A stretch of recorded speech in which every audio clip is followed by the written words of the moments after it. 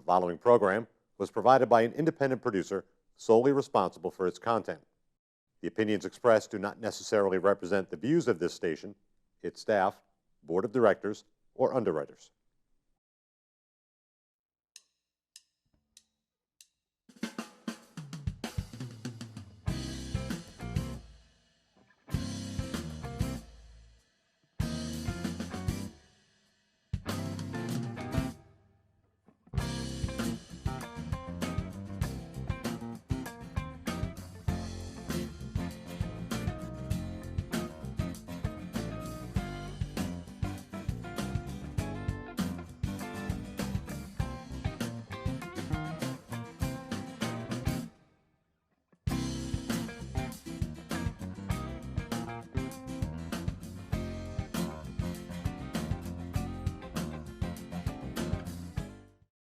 Welcome to Gate City Chronicles. I'm Kevin Avard, your host, and today we're going to be talking about Alzheimer's. And to talk about this particular topic, we have Heather Carroll, and I'm going to let you announce your title. I'm the regional manager for the state of New Hampshire for the Alzheimer's Association, Massachusetts and New Hampshire chapter. Oh, Massachusetts too, Yes, as well. yes. Wow. Well, welcome to the show. Thank you. Now, you reminded me that I invited you. Yes.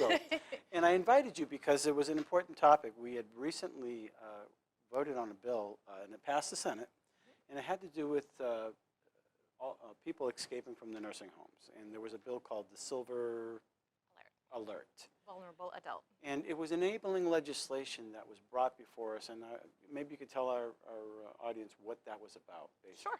Sure.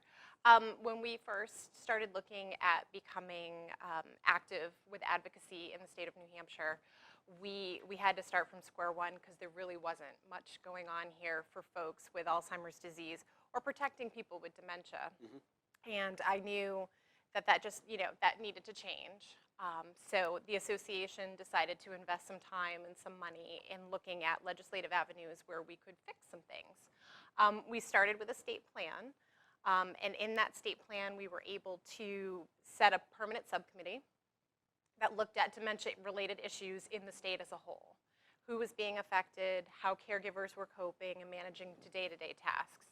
And in that piece of legislation, we added a piece that allowed us to look at how first responders were meeting the needs of the cognitively impaired in New Hampshire.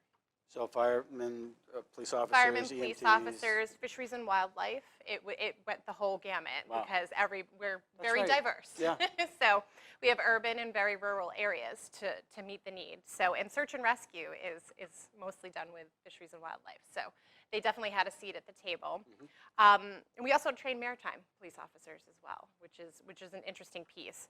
So we came up with a 2-hour training. And through that training, we are now offering that at the police academy on a regular basis. Whenever there's a police academy that comes through, police standards and trainings, we do a 2-hour training on dementia, which is what dementia is, sort of a dementia 101 for the new officers, and the tactical approach for someone in a situation where the police would be involved and the person has Alzheimer's or related dementia. Yeah, I know it's a silly question, but how important is that? What has happened in the past? Because it's very important. We've had a lot of unfortunate instances where someone wanders away from their home, from their caregiver, or they could just be a shopping center that they wander away because it's unfamiliar. And anytime someone wanders, it becomes a very dangerous situation because someone with dementia can become very unsure of their surroundings very quickly. Mm-hmm. And it's just a matter of a quick little change in their regular routine. providing the police, though, with this training, I mean, what was falling through the gaps in the past? So they had no training. There was not even approached. It wasn't even talked about.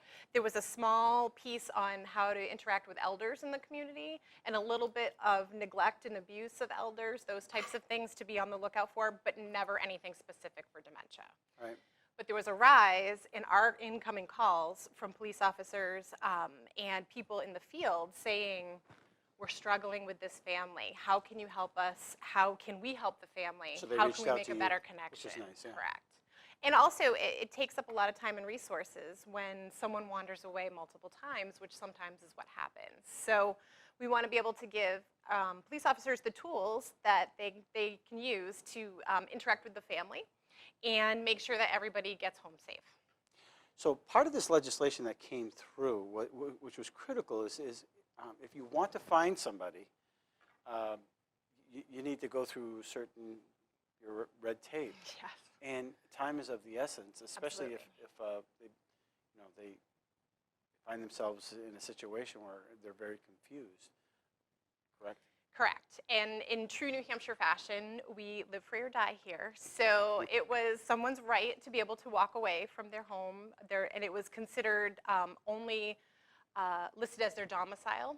So it didn't matter if it was them leaving a nursing home, a hospital setting, grocery store, vacation home. Those types of things weren't covered. And it literally wasn't considered an emergency situation, according to the law. Now, according to a lot of the officers that I spoke to, they were well aware that it was very much an emergency. Right. So I was glad that they weren't following the letter of the law, but some of them didn't even realize we had a Silver Alert program at all. Right. So some education had to be done. And so the Silver Alert basically does what? The Silver Alert / vulnerable adults lists people with certain cognition issues as a vulnerable adult. Mm-hmm. Before, the language listed senile, which is just not a word we use anymore. Yeah. It's very outdated. That can be a whole host of things. Family members had... That could be me after committee. It could be a whole host of different diagnoses. So that was very hard to sort of prove. And it listed as an elder, so you had to be over 65. And we have a large group of folks who are under 65 that are diagnosed with Alzheimer's disease. So we wanted to make sure they were considered a vulnerable adult, not have an age limit as to what would be considered. I think that was brought up in testimony as well, is that people in their 50s can, Yes. and which is 40s, late 40s. late 40s, which is very alarming.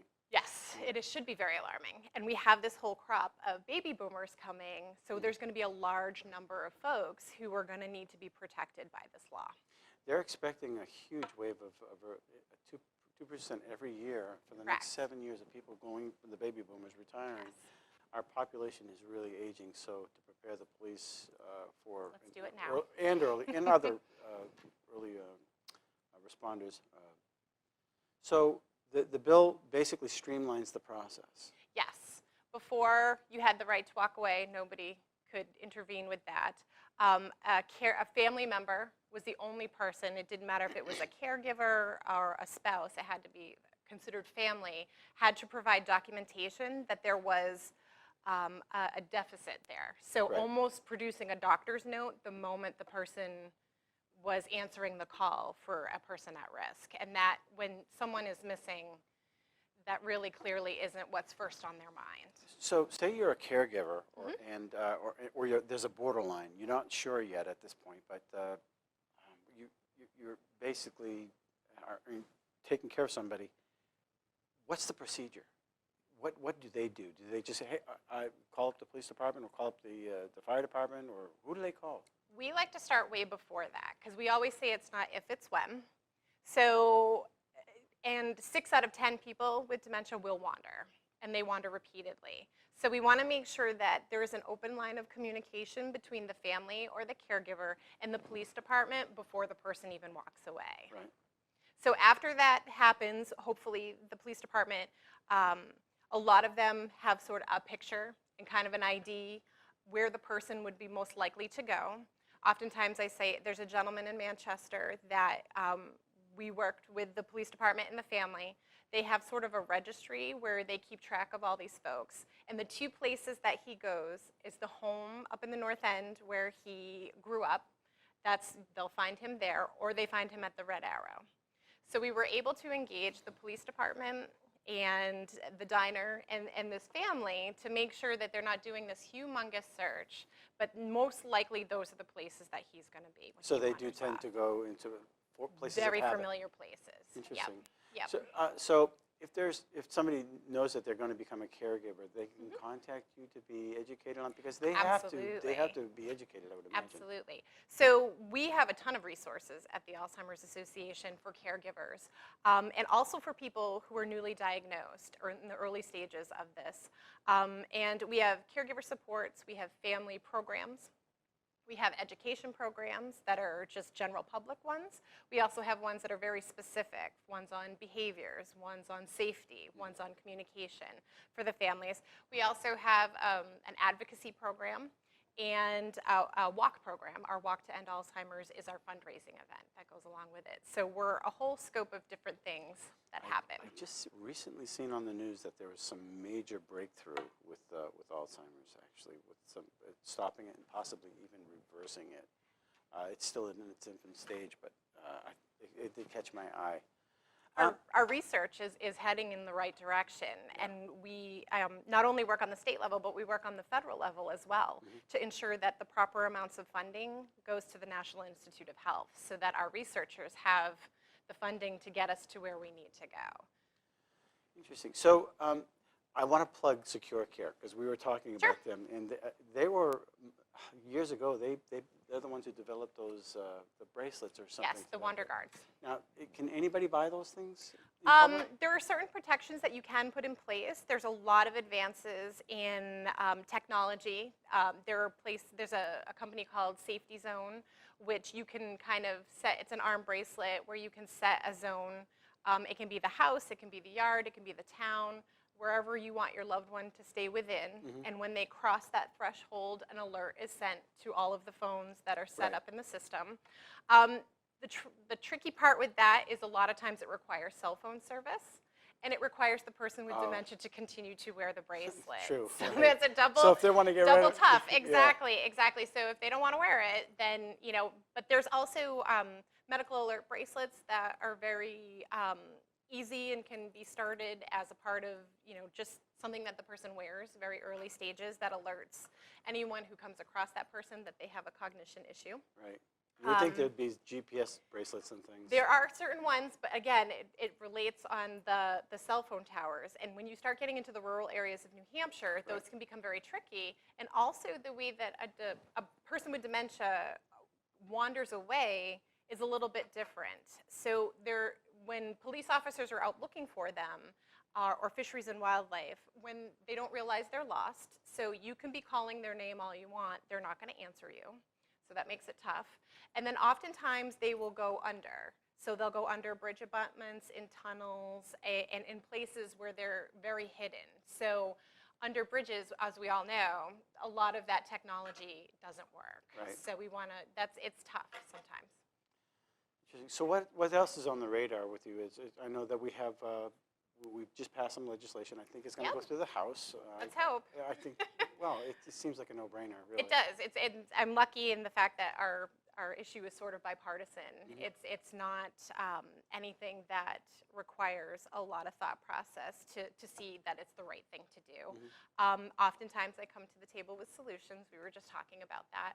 And we look at how things work and to make sure that everything is working properly for caregivers. So before this, we passed uniform guardianship, which we were only one of a few states that didn't have that enacted. So that was nice to get on the books so that guardianship things are a little bit easier for folks, especially with caregiving these days because we're a very mobile society. So oftentimes we have caregivers children that are living out of state and trying to care for mom in New Hampshire, or they're in New Hampshire and mom lives out of state. So it's very complicated sometimes to move mom closer to take better care of her. And we want people to stay home with their loved ones as long as possible. Oh, okay. It's just a quality of life. Absolutely. That really helps them out. So how do people get in touch with you if they need to know more information about We have a helpline. So the helpline, anybody can call the helpline. It's for professionals, it's for caregivers, it's for people with diagnosis. We have doctors call. Speaking of diagnosis. Yes. So you're not sure, but your loved one may possibly need some attention. How do you approach that? I mean, that's such a delicate matter. It's delicate, it's tricky, and it's complicated. So you can call us. We can help facilitate what the right steps are. We have these great program called Care Consultation, where you can talk to a clinician and really kind of lay out a plan for where the person with dementia is and how the family can kind of become a really good, strong consumer care team for that person. And we have that old three-prong approach. It's the primary care physician. We want to let families know that they're the best advocates for their loved ones, because oftentimes with this disease process, there's no self-awareness. So we want to make sure, because sometimes they'll go in to the doctors and say, you know, my daughter says I'm getting a little forgetful, but I'm fine. And then it's the drive-through 2-minute checkup, and they're out the door, and the daughter's like pulling her hair out. So we get that a lot of times. So the second approach is the neurologist. If we can rule out all of the issues, potential med side effects, dehydration, those types of things, and we're still seeing a memory deficit, we move to the next step, which is usually a neurologist. And neurologists will do a real deep dive into what the symptoms are, what's going on with the person, and it's a very extensive sort of review of the person's life and what's gone on and where they're at. We want to make sure they're at baseline. So the third part of that is a geriatric psychiatrist. Now, baseline means your first visit, correct? Nope, baseline means your normal affect. Okay.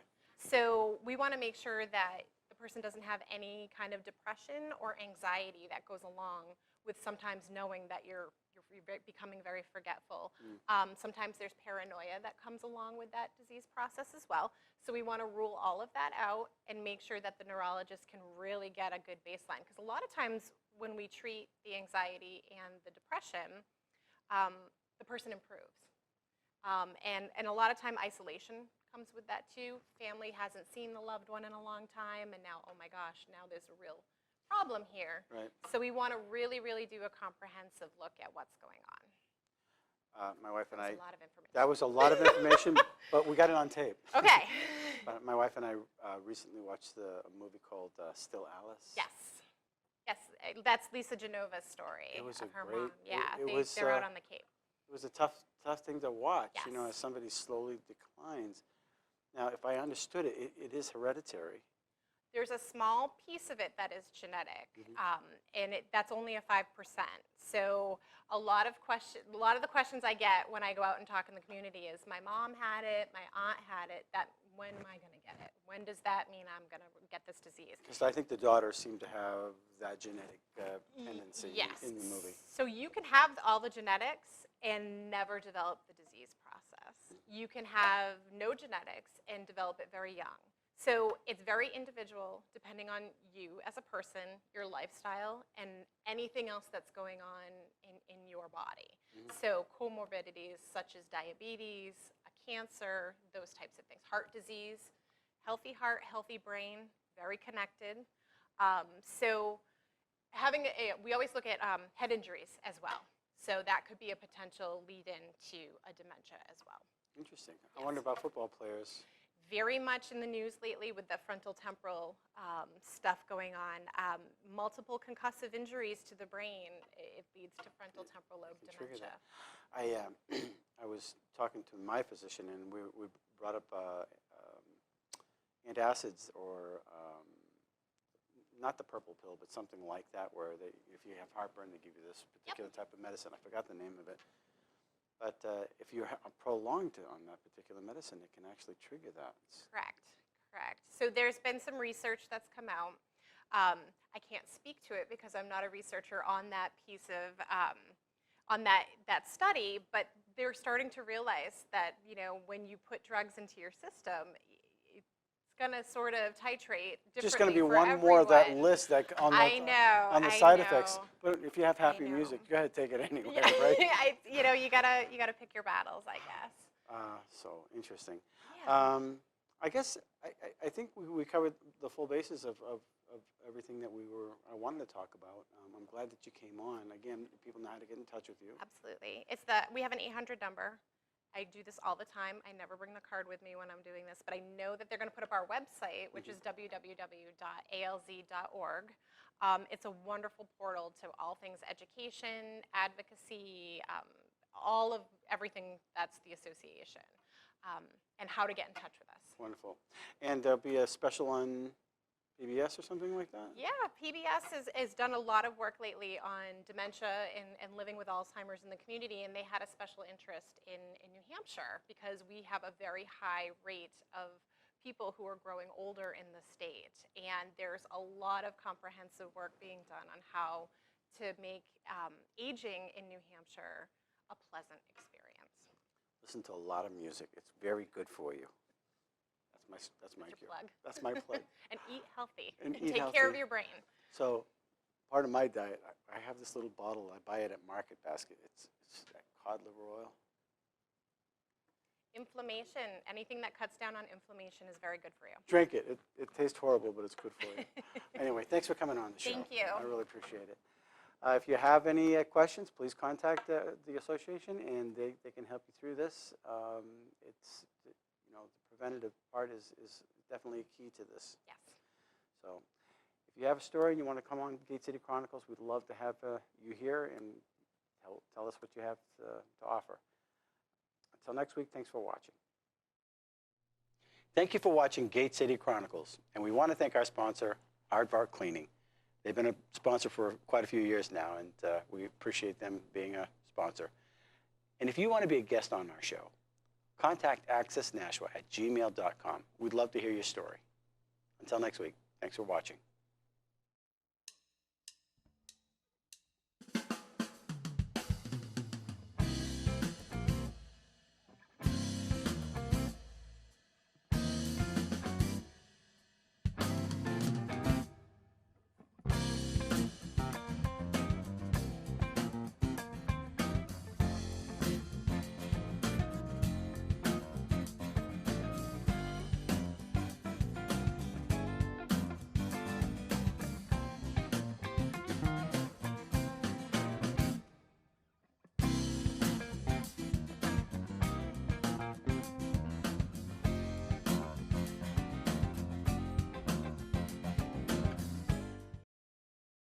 The preceding program was provided by an independent producer solely responsible for its content. The opinions expressed do not necessarily represent the views of this station, its staff, board of directors, or underwriters.